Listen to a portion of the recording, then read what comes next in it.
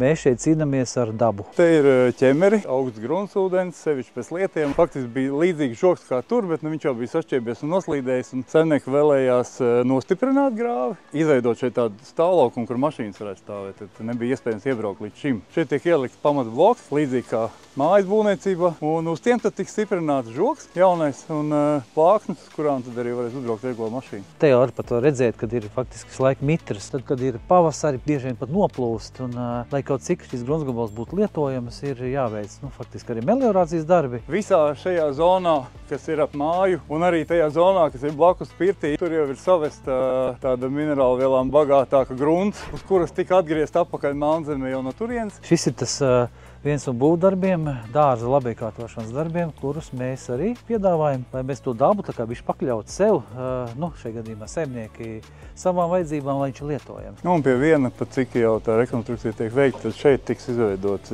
bruģi laukuma celiņi un šeit lielāks laukums pie terases. Arī māja, redz, ir augstāka, mēs varam to izdarīt, ka mēs varam pacelt, ja? Jo bieži vien ir tā, ka tev ir, māja ir zemāk, tā kā bedrē, un tur īsti nav kur. Par 240 kubikmetriem arī šis te gruntsgabals tika paaugstināts. Tad jau pareiķinot, cik tas ir centimetri, tie apmēram 30-40 kaut kurā vietā. Kas plāno būvēt, ja ir iespēja jau būvdarba veikšanas laikā, ir jāsaprot, kādi gruntsūdens līmeņi, kādas ir grāvju sistēma rajonā, kur jūs dzīvojat. Dabā dara tā, ka, ja ir jauns iegādās gruntsgabals, bieži vien saimnieki nezina viss tā, viņi grib ātri uzbūvēt māju un bieži vien sastopās ar baigām problēmām, kur tur kaut kādi pali vai plūdi vai tam līdzīgi. Arī klimats mainīgs. Tāpēc rok tādu, kā es saku, kontrola racienu, dziļu bedri un vērot gruntsūdens līmeni, viņš staigā, ko viņš dara. Un otrs ir baigi svarīgi gruntsgabalu saprast kontekstā ar pieguļošo teritoriju. Ne tikai tā māja vieta, bet vispār, kas notiek. Šeit ir unikāli, ka tā māja tomēr ir salīdzinoši vēl ir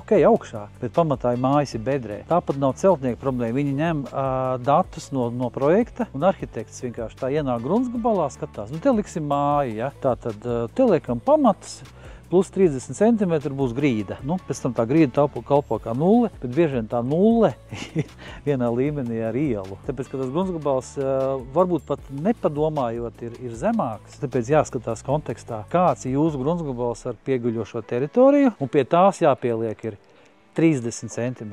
Jo iela var arī paaugstināties, pēkšņi pilsēta tur izdomāt un uzliet asfaltu. Un tā notiek. Un viņš paceļās vēl. Tāpēc vienmēr 30 ir super minimums, es teiktu, vajag 50 cm. Tāpēc ir projektētāji un dārzu labiekārtošanas eksperti, kas ieteiks to labāko risinājumu. Ja jums uz šī te iegādātā zemes gabala ir ļoti laba, auglīga zeme, tad sākt ar to, ka šo te labo auglīgo zemi no visām iespējamajām vietām, kur ir paredzēts jebkāda darbība, aizvest vis tālākajā stūrī un uztaisīt piramīda veidas lielu kaudzi. Daudz pat dara tā, ka vienkārši viņi vispār aizved prom. Jā, tas dārgāk varbūt, bet vērtāk. Ja gruntsgabala lielums atļauj, tad viņu labāk ir paturēt. Reti, kad paliek pāri zeme, parasti paliek pāri balta grunts. Šeit jau ir unikāls, ka tā zeme jau te bija gana daudz. Vienkārši vajadzēja pacelt līmeni, tāpēc Melnzemi novācām, iebērām grunti, pacēlām augšā un uzlikām zemi atpakaļ. Šeit bija netipiski biezā slāniņa, kad bija 80 cm. Jā, tas ir ļoti reti. Tā nav. Tā parasti ir aramzemes kārta, kas ir 20-30 cm. Un bieži vien pat tās nav, jā, tur ir kaut kādas puteklis, jāsaka tā.